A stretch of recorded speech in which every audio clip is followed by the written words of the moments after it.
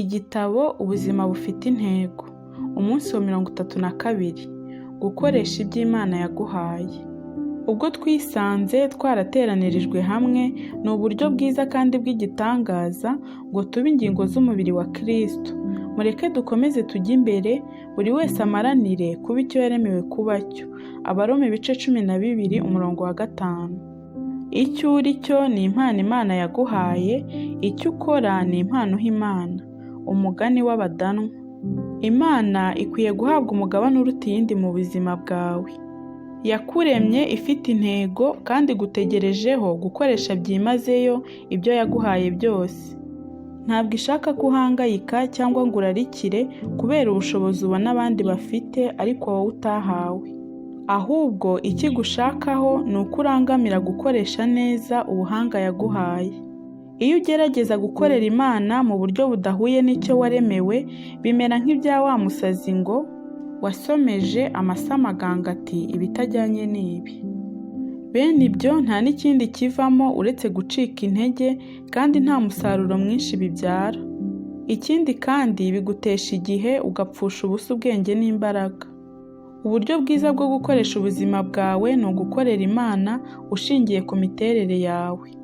Kugira ngo ibyo bishobore ugomba kubanza ukamenya imiterere yawe, ukiga kuyakira ndetse no kuyinezererwa, bityo ugashobora kuyiteza imbere kugeza ku kigero gikwiriye. Menya imiterere yawe. Bibiliya iravuga ngo ntimukagende nk'abatagira ubwenge, ahubwo mugerageze kumenya icyo Umwami ashima kandi abe ari cyo mukora. Ntureke uyu munsi ukurengana. Utangire ushakishe kandi usobanukirwe neza icyo Imana ishaka kuba cyo n'icyo ishaka gukora. Utangire usuzuma impano zawe n'ubushobozi bukurimo. Ufate igihe kirekire witegereze ibyo waba uzi gukora neza n'ibyo udashobora. Pawulo atugira inama agira ati mutekereze mwitonze ngo mumenye ubushobozi bwanyu. Ukore urutonde. Ubaze abandi bakubwize ukuri uko bakubona. Ubabwire ko ushaka kumenya ukuri kutarimo gutara amashimwe. Impano zo mu mwuka n'ubushobozi kamere iteka byemezwa n'abandi. Niba wibwira ko ufite impano yo kwigisha cyangwa yo kuririmba ariko akaba nta wundi ubyemeza, ubyibazeho. Niba ushaka kumenya ko ufite impano yo kuyobora, uhindukire urebe inyuma yawe. Niba nta muntu ukuri inyuma, ubwo umenye ko utari umuyobozi. Ujye wibaza ibibazo nk'ibi ngo ni hehe nabonye imbuto mu buzima bwanjye kandi n'abandi bakabyemeza? Ni ibiki namaze kugaragazamo ubushobozi? Urutonde rw'impano n'ubushobozi kamere dusanga mu bitabo bimwe na bimwe bigira agaciro ariko bikagira umumaro muke. Icya mbere kenshi biba ari rusange, bityo ntibishobore kukwereka umwihariko wawe. Icya kabiri, Bibiliya itubwira iby'impano zo mu mwuka ariko ntabwo itanga ibisobanuro birambuye. Bityo kenshi ibisobanuro tubona ugasanga bibogamye kuko kenshi biba bishingiye ku myigishirize y'itorero iri cyangwa ririya. Ikindi kibazo ni uko uko ugenda ukura ugenda ugaragaza impano nyinshi zitandukanye. Ushobora kwitangira imirimo yo gufasha cyangwa yo kwigisha cyangwa ugatangana umutima ukunze. Kubera ko umaze kuba mukuru mu gakiza atari uko ariyo mpano yawe.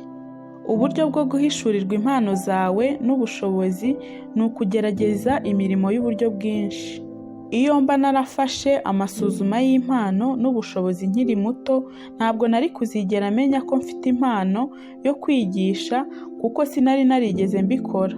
Aho natangiriye kwitabira ubutumire bwo kwigisha, nibwo natangiye kubona imbuto z'imirimo yanjye. Abandi nabo barabihamya, bityo ndibwira nti Imana yampaye impano yo gukora uwo murimo. Ibitabo byinshi byigisha kuri ibi bicurika ibintu. Barakubwira ngo banza umenye impano zawe, bityo uzamenya umurimo wahamagariwe. Ariko ubundi uko bigenda si uko nguko.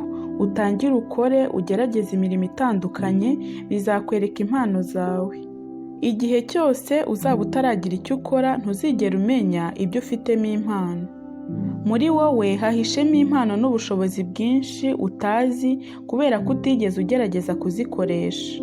Niyo mpamvu nakugira inama yo kugerageza ibintu byinshi utigeze ugerageza mbere. Niyo waba ushaje, ntuzigere uhagarara kugerageza.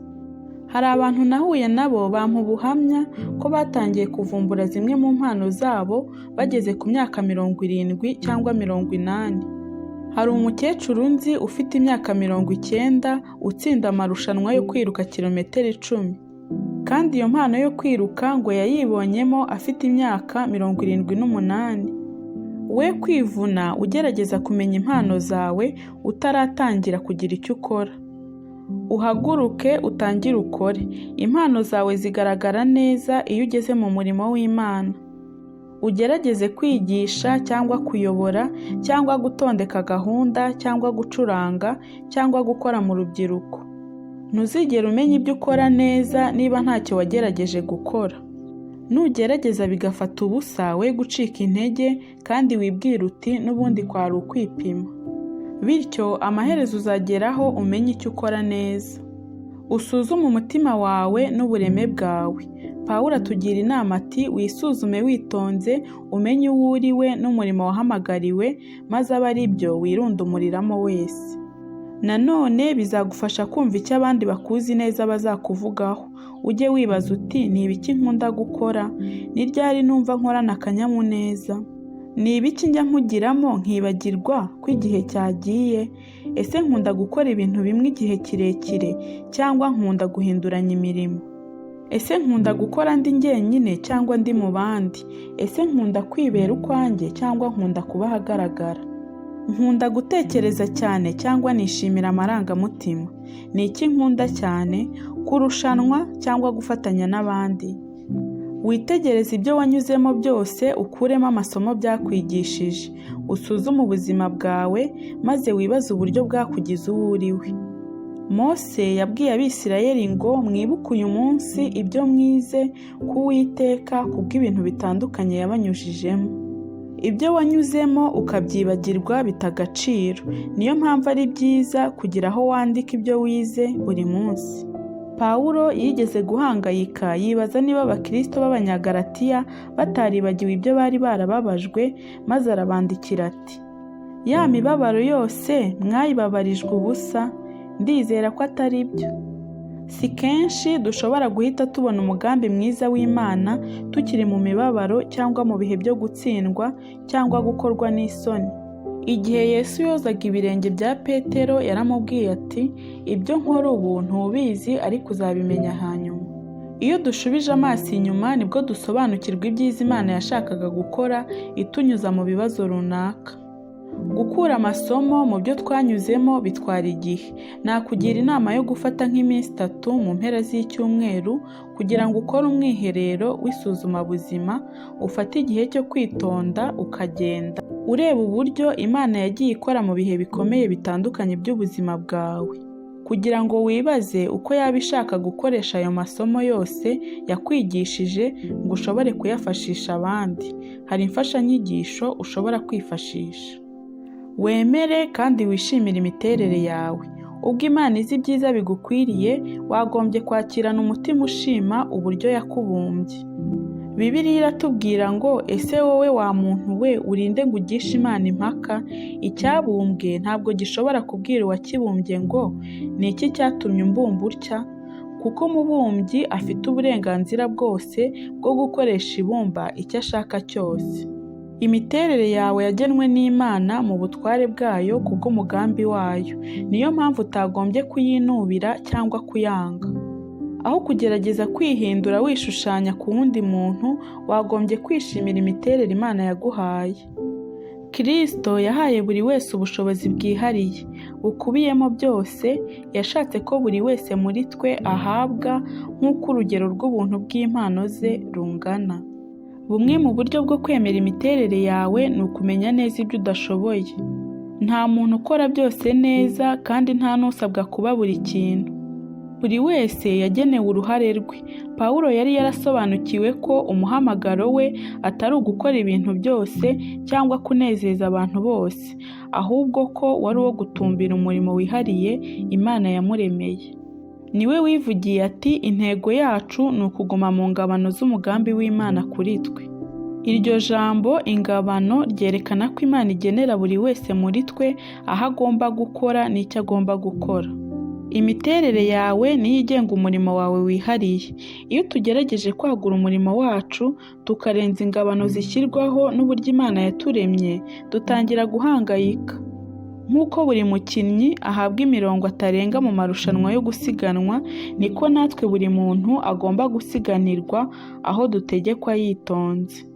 Ntugire ishyari ry'urimo kwiruka mu murongo uri iruhande rwawe ngo utumbire kurangiza kwiruka kwawe. Imana ishaka ko wishimira gukoresha imiterere yaguhaye. Bibiliya iravuga ngo ibyiza ni uko wakora ibyo ugomba gukora, nibwo uzanezererwa kuba wararangije umurimo wawe, kandi nibwo utazakenera kwigereranya n'undi wese. Hari uburyo bubiri Satani akoresha ngo akwambure umunezero w'umurimo wawe. Akugerageresha kugereranya umurimo wawe n'iy'abandi, ubundi akagushukisha kuringaniza umurimo wawe ku byo abandi bashaka. Iyo yombi ni imitego izana urupfu, ikurangaza kandi ikakubuza gukora uko Imana yabishakaga. Igihe cyose uzumva ubuze umunezero wawe mu gukorera Imana, ujye utangira wibaze niba utaraguye muri umwe muri iyo mitego. Bibiliya ihora ituburira kwirinda kwigereranya n'abandi. Ukora umurimo wawe neza nibwo uzagira icyo wirata ubwawe, ariko wirinde kwigereranya n'abandi.